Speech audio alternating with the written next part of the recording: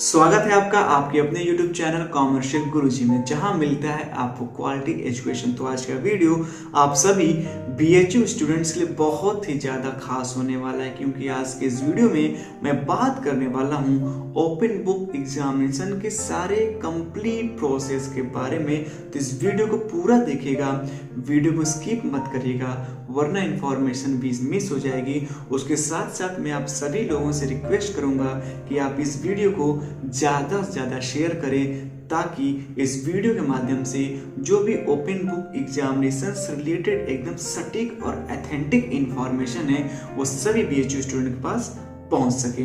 तो जब से ओपन बुक एग्जामिनेशन की बात हुई है तब से आप सभी के अंदर इसका डर बना हुआ है।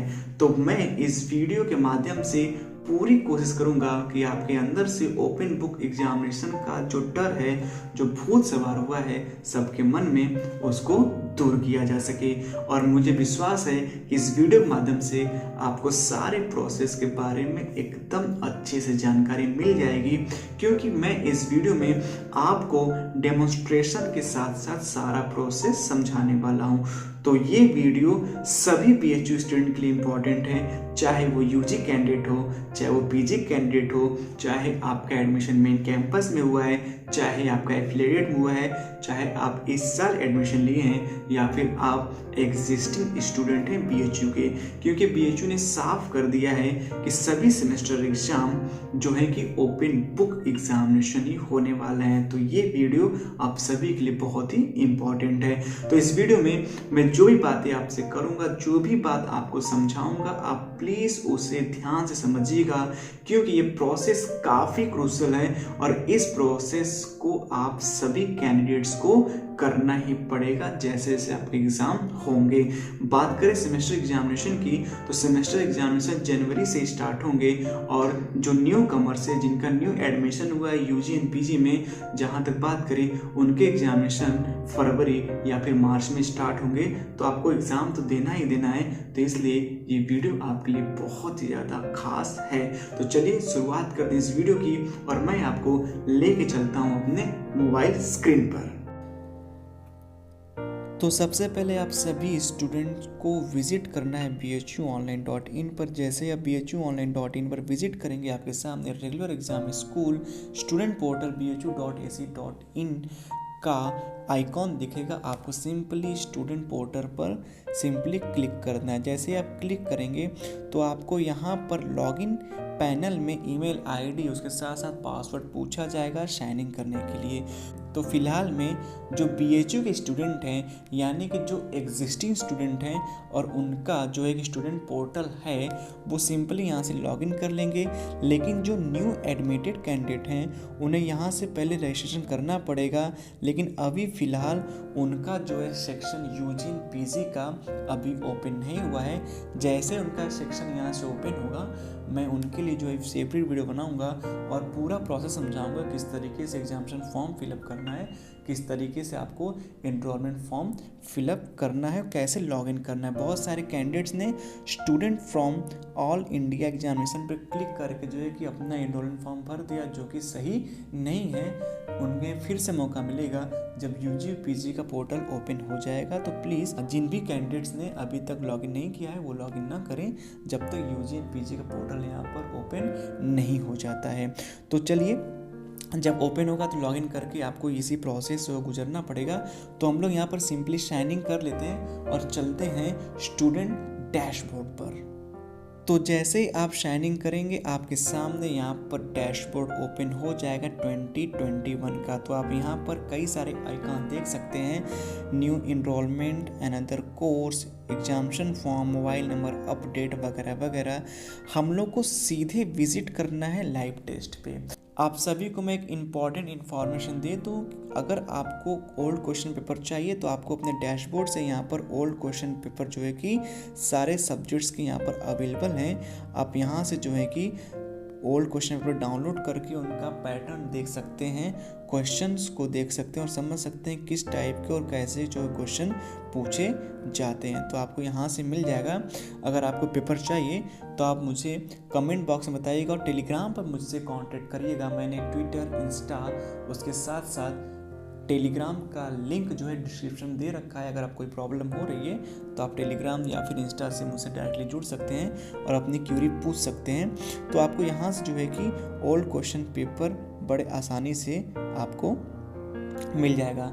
जो हम लोग का मेन फोकस है वो लाइव टेस्ट पे। तो आपको सिंपली यहाँ पर जब आपका डैशबोर्ड ओपन होगा तो आप यहाँ पर लाइव टेस्ट पर जो है कि क्लिक कर लेंगे।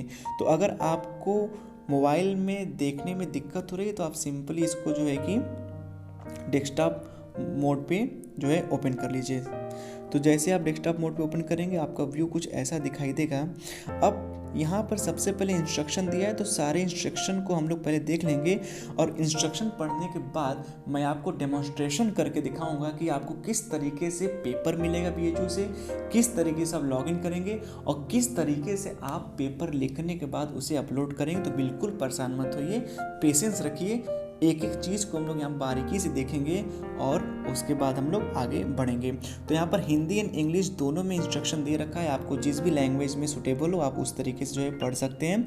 यहाँ पर आपको एक लॉगिन का की दिखाई दे रहा होगा और यहाँ पर लिखा है there is no exam form in this term, no schedule for today.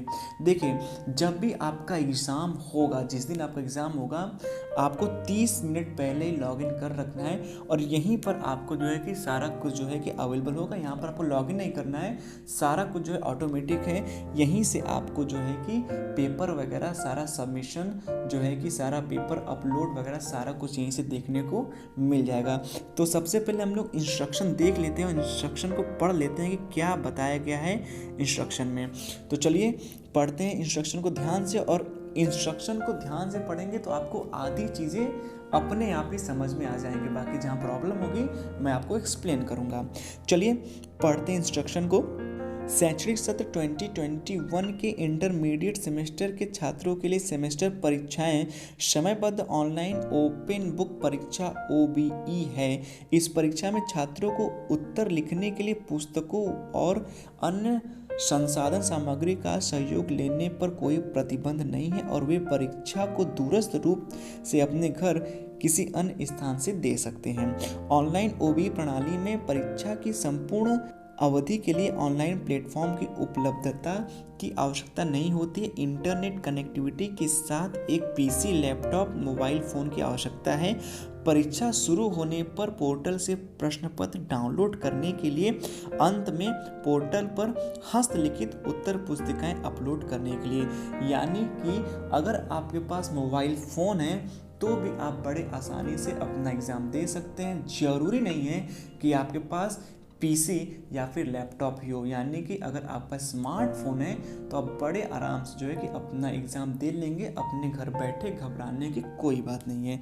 चलिए आगे बढ़ते हैं, देखते हैं आगे क्या समझाया गया है। परीक्षा की कुल अवधि 4 घंटे होगी, जिसमें पोर्टल से प्रश्न पत्र डाउनलोड करने, हाथ से उत्तर लिखने और पोर्टल पर हस्तलिखित उत्तर पुस्तिकाओं को अपलोड करने का समय सम्मिलित है। यानी कुल आपको 4 घंटे मिलेंगे। इस 4 घंटे के अंदर में आपको पेपर भी डाउनलोड कर लेना है, उसके साथ आपको क्वेश्चन पेपर भी लिख के अपलोड कर देना है। निर्दिष्ट अक्षमता वाले व्यक्तियों के लिए लिखित परीक्षा आयोजित करने के संबंध में दिव्यांगजन सशक्तिकरण विभाग द्वारा अधिसूचना दिनांक 9/8/2018 के दिशा निर्देशों के अनुसार जो छात्र स्क्राइब की सुविधा पाने के हकदार हैं उन्हें परीक्षा प्रक्रिया पूर्ण करने के लिए परीक्षा की कुल अवधि 6 घंटे होगी। ऐसे छात्र जो स्क्राइब की सुविधा प्राप्त करने के हकदार हैं उन्हें इस अधिसूचना की उपधारा 11 में दी गई सरलीकृत प्रक्रिया के अनुसार संकाय के संकाय प्रमुख, स्नातक कार्यक्रमों के लिए विभाग के विभागाध्यक्ष, स्नातकोत्तरों कार्यक्रम के लिए पूर्व अनुमति प्राप्त करनी होगी। परीक्षा शुरू होने के निर्धारित समय बाद परीक्षा समाप्त होने का समय स्टूडेंट पोर्टल पर प्रदर्शित किया जाएगा। यानी कि जब से आपका एग्ज़ाम स्टार्ट होगा और आपका एग्ज़ाम जब एंड होगा, सारा कुछ टाइम जो है आपके पोर्टल पर दिखाया जाएगा ताकि आपको परेशानी न हो। चलिए प्रश्न पत्र का पैटर्न देख लेते हैं। प्रश्न पत्र में कुल 8 प्रश्न होंगे, जिसमें से छात्रों किसी 4 प्रश्नों के उत्तर देने होंगे। प्रश्न पत्र 70 अंकों का होगा, जिसमें प्रत्येक प्रश्न 17.5 यानी कि 17.5 मार्क्स का होगा। यानी कि हर एक क्वेश्चन का जो मार्क्स है वो 17.5 है और कुल मिलाकर 70 नंबर के पेपर होंगे। 8 क्वेश्चन में से आपको 4 करना है और 4 आप कोई भी चूज कर सकते हैं, यानी 1 2 3 4 5 6 7 8 क्वेश्चन है तो आप उस 8 में से अपने पसंदीदा अनुसार कोई भी 4 क्वेश्चन को आप पुटअप कर सकते हैं। प्रश्न पत्र डाउनलोड करने के लिए केवल स्टूडेंट पोर्टल पर ही उपलब्ध होगा। प्रश्न पत्र डाउनलोड करने का बटन केवल उसी तिथि को दिखाई देगा जिस तिथि को उस प्रश्न पत्र की परीक्षा निर्धारित होगी। यानी कहने का मतलब ये है कि जिस दिन एग्जाम होगा उसी दिन जो है कि क्वेश्चन पेपर का बटन वहाँ पर प्रदर्शित होगा। प्रश्न पत्र डाउनलोड बटन परीक्षा नियंत्रक द्वारा अधिसूचित समय सारणी के अनुसार परीक्षा के विशेष सत्र से प्रारंभ में सक्रिय हो जाएगा। यानी कि जैसे आपकी परीक्षा स्टार्ट होगी उसके पहले से ही क्वेश्चन पेपर जो है आपको वहाँ पर दिखाई पड़ेगा। छात्रों को डेस्कटॉप, लैपटॉप, फोन पर प्रश्न पत्र डाउनलोड करने के लिए डाउनलोड बटन पर क्लिक करना आवश्यक है। वे परीक्षा की अवधि के दौरान अपने घर या कॉमन सर्विस सेंटर में यदि आवश्यक हो तो प्रिंट आउट भी ले सकते हैं। यानी कि आप क्वेश्चन पेपर डाउनलोड भी कर सकते हैं, उसके साथ अगर ज़रूरी समझते हैं तो आप क्वेश्चन पेपर को प्रिंट भी करवा सकते हैं। परीक्षा के समापन समय के बाद संबंधित प्रश्न पत्र डाउनलोड करने की सुविधा स्वतः अक्षम हो जाएगी। जैसे ही आपका एग्ज़ाम का पीरियड खत्म होगा, जो क्वेश्चन पेपर डाउनलोड हो रहा है वो होना बंद हो जाएगा, यानी कि ऑटोमेटिक जो है वो हटा लिया जाएगा। यदि किसी मामले में किसी छात्र को प्रश्न पत्र डाउनलोड करने में कोई कठिनाई होती है तो संबंधित परीक्षा समिति से उनके निर्धारित ईमेल या फिर फ़ोन नंबर पर संपर्क करके प्रश्न पत्र प्राप्त कर सकता है।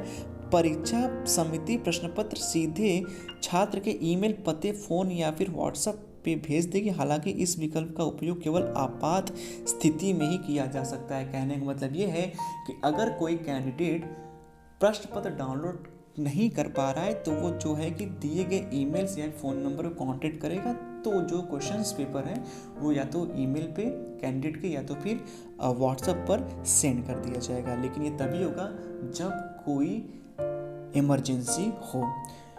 आगे बढ़ते हैं। प्रश्नों के उत्तर देने के लिए मानदंड।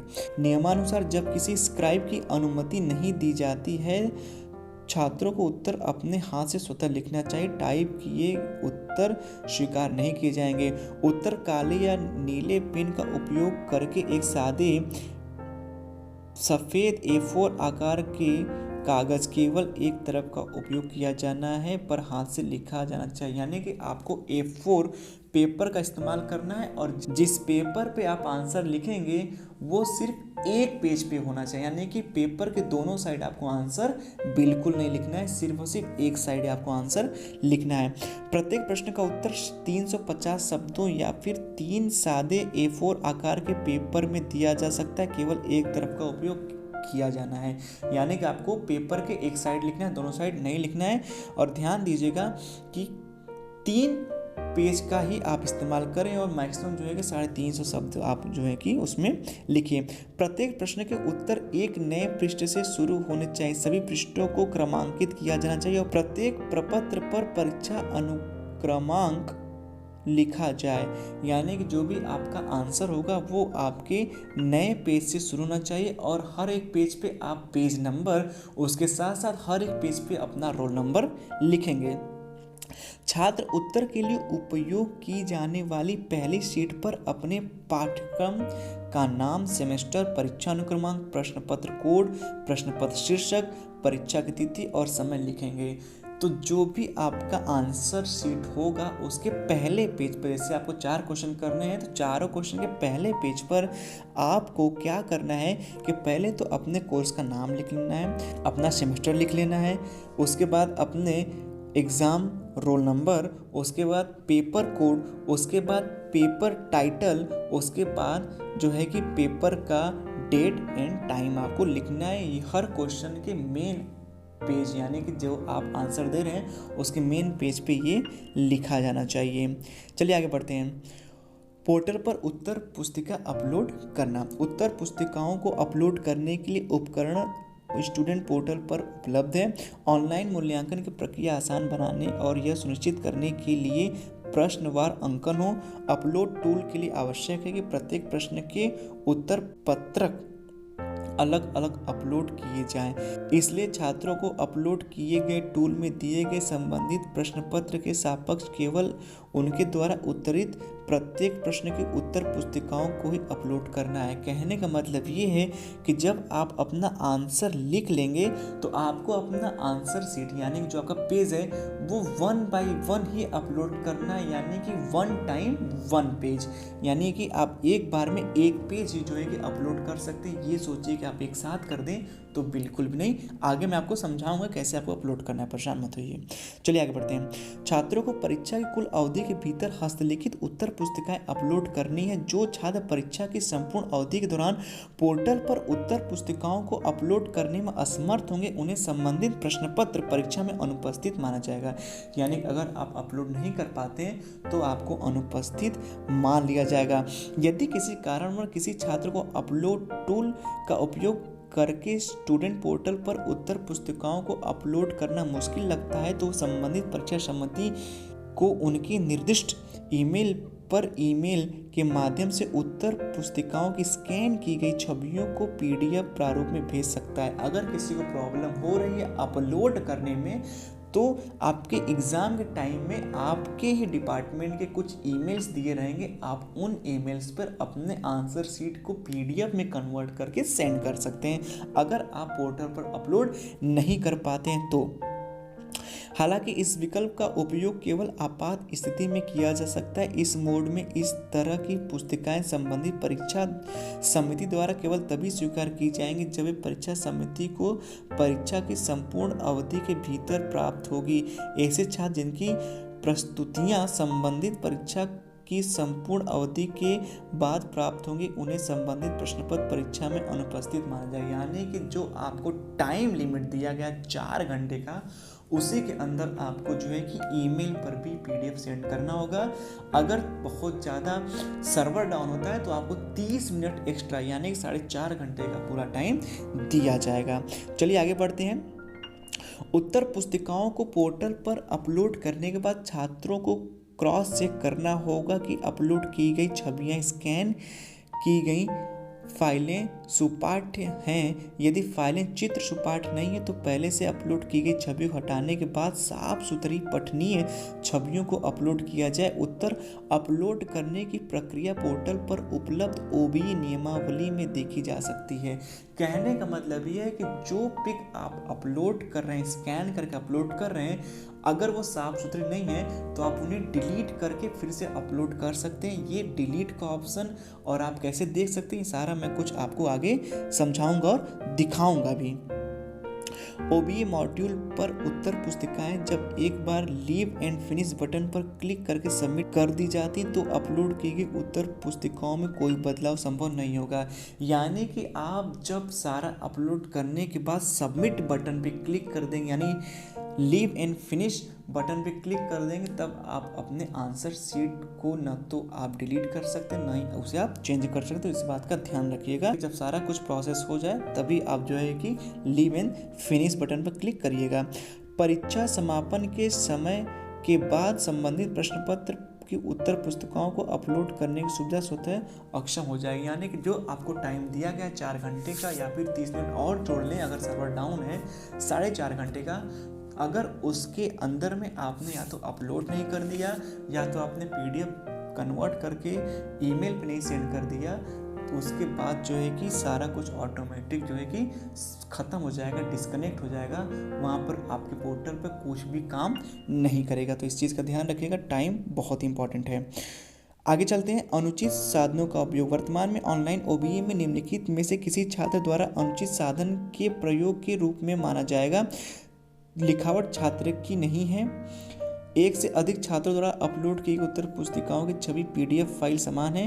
एक से अधिक छात्रों के उत्तर एक समान है। उपरोक्त में से किसी भी मामलों में संबंधित पाठ्यक्रम प्रश्न पत्र की परीक्षा को रद्द करने की सजा संबंधित छात्रों को दी जाएगी। बार बार अपराध पर संपूर्ण परीक्षा रद्द करने की सजा दी जाएगी। ऐसे सभी मामलों जिनमें मूल्यांकनकर्ता को छात्रों द्वारा अनुचित साधन के उपयोग का संदेह होगा उन्हें जांच के लिए तथा इस संबंध सिफारिश करने के लिए अनुचित साधन उपयोग नियंत्रक समिति के पास भेजा जाएगा। तो इसलिए आप ध्यान रखिएगा कि प्रिंटेड ना हो, आप खुद से अपना पेपर लिखें तो ज़्यादा बेटर होगा। तो ये पूरा प्रोसेस है, ये पूरा इंस्ट्रक्शन है जिसमें आपको पूरा ध्यान देना है। तो इस तरीके से आपको सारा इंस्ट्रक्शन जो है अच्छे समझ में आ गया। अगर आपको इंग्लिश में पढ़ना है तो आप यहाँ जो है कि सारा प्रोसेस इंग्लिश में ही पढ़ सकते हैं। वैसे जो चीज़ें मैंने बताई हैं वो सभी कैंडिडेट्स के लिए इक्वली इम्पॉर्टेंट हैं। तो चलिए अब लोग आगे बढ़ते हैं और मैं आपको समझाता हूँ कि किस तरीके से आप जब एग्ज़ाम में बैठेंगे, यानी कि जब आप एग्ज़ाम दे रहे होंगे तो किस तरीके से आपको पेपर दिया जाएगा और किस तरीके से अपना क्वेश्चन पेपर जो है कि अपलोड कर सकते हैं। चलिए मैं आपको यहाँ पर स्क्रीनशॉट्स के माध्यम से मैं समझाने की कोशिश करता हूँ किस प्रोसेस से आप होकर गुजरेंगे। चलिए हमने निर्देशों को तो देख लिया अच्छे से, उसको हम लोगों ने अच्छे से समझ लिया। अब आगे बढ़ते हैं और समझते हैं कि किस तरीके से आप अपना OBE एग्ज़ाम दे सकते हैं। तो सबसे पहले आपको bhuonline.in विजिट करना होगा, वहाँ पर स्टूडेंट पोर्टल में जाना होगा और वहाँ पर आपको सिंपली अपना जो है कि जीमेल और पासवर्ड डाल के क्लिक करना होगा, मीन्स साइनिंग करना होगा। जैसे आप साइनिंग करेंगे आपके सामने कुछ इस तरीके का डैशबोर्ड ओपन हो जाएगा और उस डैशबोर्ड में आपको नीचे क्लिक करना है लाइव टेस्ट पर। जैसे आप लाइव टेस्ट पर क्लिक करेंगे आपको यहाँ पर कुछ ऐसा इंटरफेस देखने को मिलेगा। आप ये ध्यान रखेंगे कि आपका एग्जामिनेशन शुरू होने से 30 मिनट पहले आपको लॉगिन कर लेना है और आपको यहाँ पर जो है कि जो की आपको दिखाई दे रहा है राइट साइड में लॉगिन टाइम, उसके साथ एग्ज़ाम स्टार्ट, ये दोनों टाइम आपको वहाँ पर दिया रहेगा और नीचे आपका काउंटडाउन होता रहेगा। जैसे काउंटडाउन ख़त्म होगा आपका पेपर स्टार्ट होगा और आपके सामने कुछ ऐसा इंटरफेस ओपन होकर आएगा। आपको यहाँ पर बॉक्स में अपना रोल नंबर दिखाई देगा, उसके साथ ग्रीन आइकॉन दिखाई देगा जिसमें लिखा होगा I read the instruction carefully I agreed, और इसी ग्रीन बॉक्स में आपको क्लिक करना है। जैसे आप ग्रीन बॉक्स में क्लिक करेंगे आपके सामने कुछ ऐसा इंटरफेस ओपन होके आ जाएगा और आपको यहाँ पर अपना क्वेश्चन पेपर लेफ्ट में दिखाई देगा और राइट में आपको अपलोड वगैरह करने की व्यवस्था यहाँ पर दी रही होगी। तो आप जो है कि यहाँ से क्वेश्चन पेपर अपना देख सकते हैं और क्वेश्चन पेपर में अगर 3-4 पेजेस हैं तो आप उसको स्क्रॉल करके जो है कि बड़े आसानी से पढ़ सकते हैं कि कौन सा क्वेश्चन नंबर किस पेज पर दिया गया है। तो यहाँ से अपना क्वेश्चन पेपर आप देख लेंगे और अपना आंसर लिखना शुरू कर देंगे। ध्यान दीजिएगा, अगर आप मोबाइल से अपलोड करना चाहते हैं तो आपको यहाँ पर एक रेड कलर का बटन दिखाई दे रहा होगा जिसमें लिखा होगा मोबाइल अपलोड। तो आपको वहाँ पर सिंपली क्लिक कर देना है और जैसे आप क्लिक करेंगे आपको वहाँ पर एक ऐसा QR कोड दिखाई देगा, इसको आपको स्कैन कर लेना है। वो ऑटोमेटिक स्कैन हो जाएगा, उसमें कोई दिक्कत नहीं है। और जैसे स्कैन होगा वहाँ पर आपको एक लिंक दिखाई देगा, उस लिंक पर आपको क्लिक कर देना है। उसके बाद आपका वहाँ पर ऑप्शन आ जाएगा अपलोड करने का। ध्यान रखिएगा, अपलोड करने के लिए आपको वहाँ पर जो है कि सेक्शन दिया होगा, आपको ऑप्शन देगा कि आपको कौन सा क्वेश्चन का आंसर अपलोड करना, कौन सा पेज अपलोड करना है। अब यहाँ पर आप ध्यान दीजिएगा, इसके ऊपर की जो सारी चीज़ें वो काफ़ी सिंपल, इसमें ज़्यादा आपको परेशान होने की ज़रूरत नहीं है। आपको यहाँ पर मेन फोकस करना है। सबसे पहले तो आप जो अपना आंसर लिखेंगे कोशिश करिएगा आपका जो आंसर है वो 3 पेज में आ जाए, 3 पेज से ज़्यादा ना हो, और जो आपका पेपर होगा वो सादे रंग का होगा और आपको अपने पेपर पर एक ही पेज आंसर लिखना है, दोनों तरफ नहीं लिखना है, यानी कि दोनों साइड नहीं लिखना है। जब आप अपना आंसर लिख लेंगे तो आप ये ध्यान दीजिएगा कि अगर आपने एक क्वेश्चन अपना पूरा कंप्लीट कर लिया है उसको आप यहाँ पर अपलोड कर दें। आप ये ना सोचें कि सारा आंसर लिख लें उसके बाद अपलोड करें। आपको 4 घंटे दिए जा रहे हैं और इन 4 घंटों में बड़े आसानी से आपको 3-3 पेज का ही आंसर लिखना है।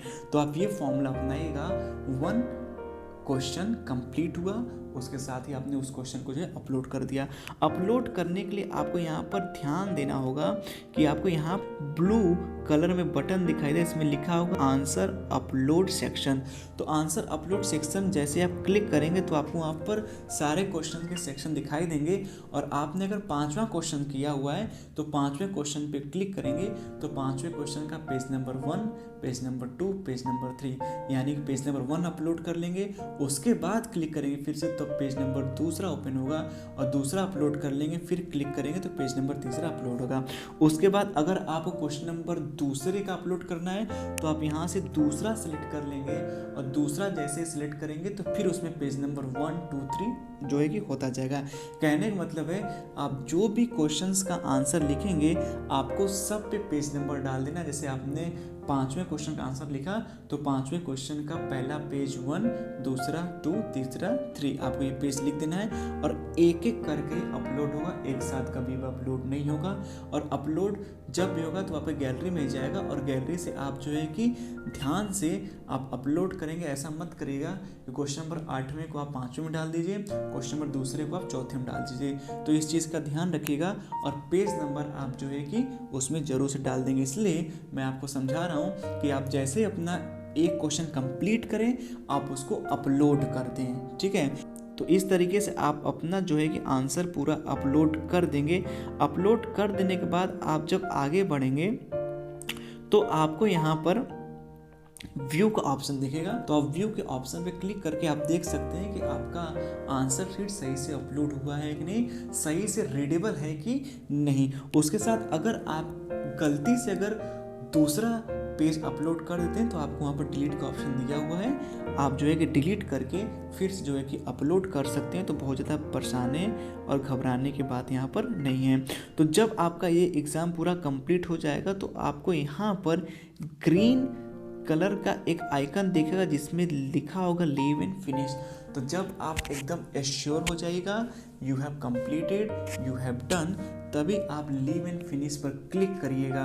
अगर आपको लीव एंड फिनिश पर क्लिक नहीं करना है, जैसे एग्ज़ाम का पीरियड ख़त्म होगा वो ऑटोमेटिक लॉक एंड सबमिट हो जाएगा।